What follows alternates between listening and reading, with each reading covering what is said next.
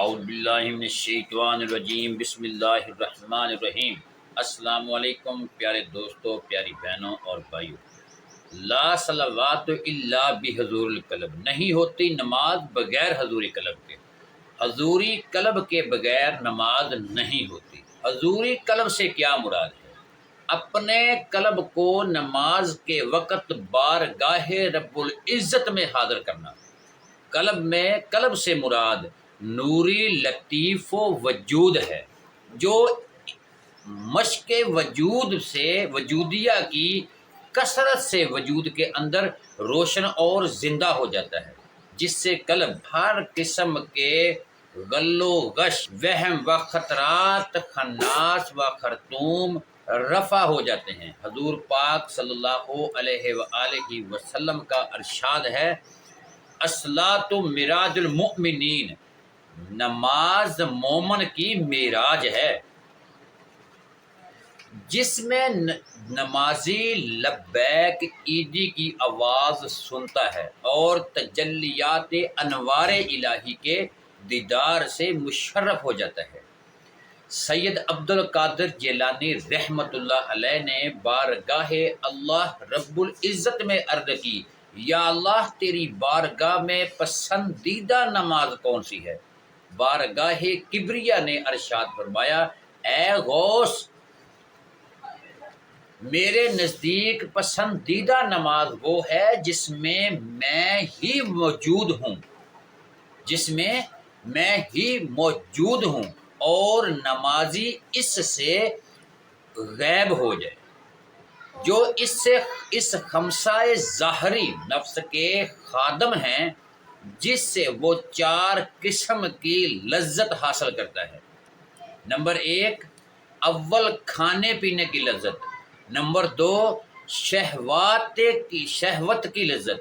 Number 3، حکومت کی لذت۔ نمبر 4، علم کی لذت۔ حضرت یوسف علیہ السلام نے فرمایا، ان النفس لامارہ بالسوء الا رحم ربی، بے شک نفس امارہ تو برائی کا ہی حکم دیتا ہے، سوائے اس کے کہ میرا رب ہی مجھ پر رحم فرمائے۔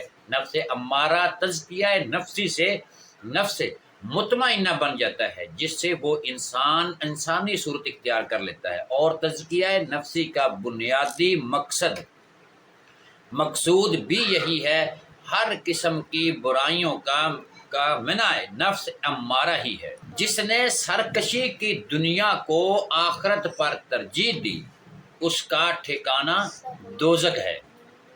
جو دل شیطان کی نشست آگاہ ہو جاتا ہے، اس پر 4 موکل مسلط ہو جاتے ہیں۔ نمبر 1، خناس۔ نمبر 2، خرطوم۔ نمبر 3، وسواس۔ نمبر 4، خطرات۔ یہ بجائے خود نفس کے قائم مقام ہے، تو اس نے نفس اور دنیا دونوں سے مل کر اتفاق کیا، ہر ایک نے ایک دوسرے کی بیعت کی اور بنی آدم کی ذلت اور ہلاکت کا بیڑا اٹھایا۔ شیطان نے کہا کہ میں آدم کی اولاد کو اللہ تعالیٰ کی اطاعت بندگی اور عبادت سے روک کر گناہوں کی طرف لاؤں گا اور گناہوں کی دلدل میں پھنساؤں گا۔ نفس نے کہا کہ میں انہیں لذات کا دیوانہ بنا کر ہوائے نفسیانی خواہشات، بے گناہ اور شہوات میں مبتلا کر کے خراب کر دوں گا۔ دنیا نے کہا کہ میں آراستہ ہو کر ان کے سامنے آؤں گا، اپنے اوپر مائل کر کے ان کو حرص و ہلاکت میں ڈال دوں گا، تاکہ خدا تعالیٰ کی یاد سے باز رہیں۔ جان لو پیارے دوستو کہ نفس سری کے وقت فرعون ہوتا ہے، تکبر اور خودی کرنے لگتا ہے۔ نفس بھوک اور گناہ کے وقت بولے کتے کی مانند ہوتا ہے۔ حلال کھانے اور سچ بولنے پر ان کی نگاہ نہیں ہوتی۔ نفس شہوت کے وقت بے عقل، جاہل اور بے شعور ہو جاتا ہے، اللہ تعالیٰ کو حاضر نہیں جانتا۔ نفس غصہ کے وقت گالی بکتا ہے، جو قرآن کے احکام کے خلاف ہے۔ نفس سخاوت کے وقت کارون ہو بن جاتا ہے۔ اللہ تعالیٰ کی راہ میں خرچ کرنے کی بجائے چور و چراں کرتا ہے۔ انسان کے وجود میں نفس کے 4 خانے ہیں۔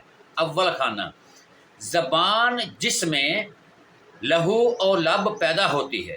دوم خانہ دل، جس میں خناس، خرطون، وسواس اور خطرات ظاہر ہوتے ہیں۔ نمبر سوم ناف، جس میں شہوت ہوا پیدا ہوتی ہے۔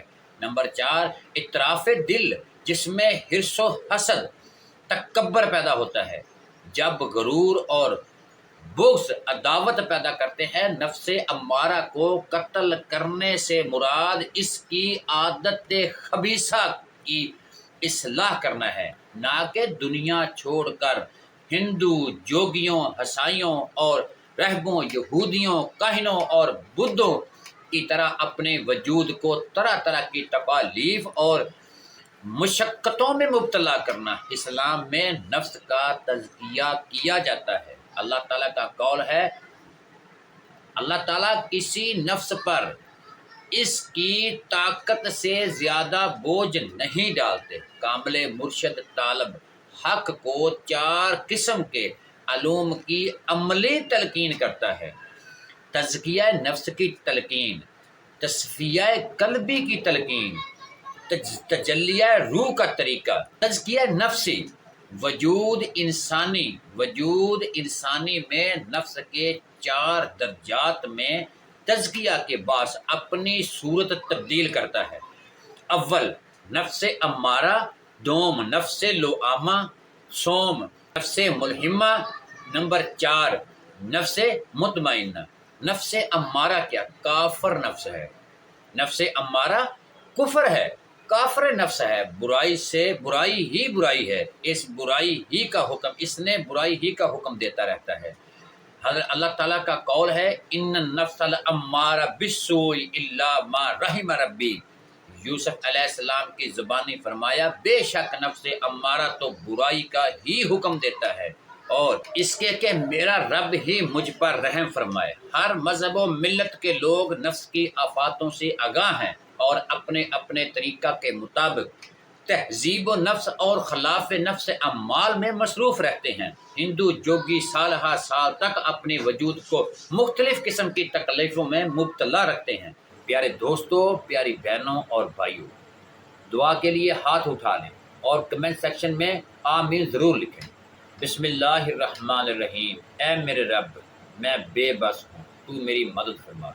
اے میرے اللہ، تجھے پیارے حبیب محمد صلی اللہ علیہ وآلہ وسلم کا واسطہ ہماری زندگی کی مشکلات کو آسان فرما دے، ہمیں آزمائشوں سے بری کر دے۔ ہم تیری آزمائشوں کے قابل نہیں ہیں، ہم کمزور و حقیر ہیں، لاچار ہیں، تو پوری کائنات کا خالق و مالک ہے۔ تو ہمیں بخش دے، ہماری زندگی کو آسان فرما دے۔ یا اللہ، اس روئے زمین پر جہاں بھی تیرے بندے تیرے نام لیوا تکلیف میں ہیں، ان سب پر اپنا کرم، اپنا رحم فرما اور ان کی غیب سے مدد فرما۔ بے شک تو علیم و خبیر ہے۔ اللہ پاک، جو بھی پریشان ہیں ان کی پریشانیاں دور فرما، جو دکھی ہیں ان کے دکھ درد دور فرما، جو بیمار ہیں ہسپتالوں میں، گھروں میں، ان کو شفائے کاملہ عاجلہ عطا فرمائے۔ یا اللہ، جو بے روزگار ہیں ان کو حلال رزق عطا فرما، جو بے اولاد ہیں ان کو نیک صالح اولاد عطا فرما، جو انسان جسے چاہتا ہے ان کو ان کی چاہت عطا فرما۔ اے اللہ، ہم بے بس ہیں، تو بے بس نہیں، ہماری مدد فرما۔ ان سب کے والدین کا سایہ سلامت رکھنا، اور جن کے والدین نہیں ہیں ان کو صبر والی زندگی عطا فرما۔ ہم تیرے گناہ گار بندے ہیں، ہمیں معاف فرما، جو مانگا ہے وہ بھی عطا فرما، جو نہیں مانگا وہ بھی عطا فرما۔ یا رب العالمین، آج کن فرما دے، ہمیں مایوسی سے نجات فرما دے، ہمارا نصیب کھول دے۔ آمین یا رب العالمین۔ وما علینا الا البلاغ۔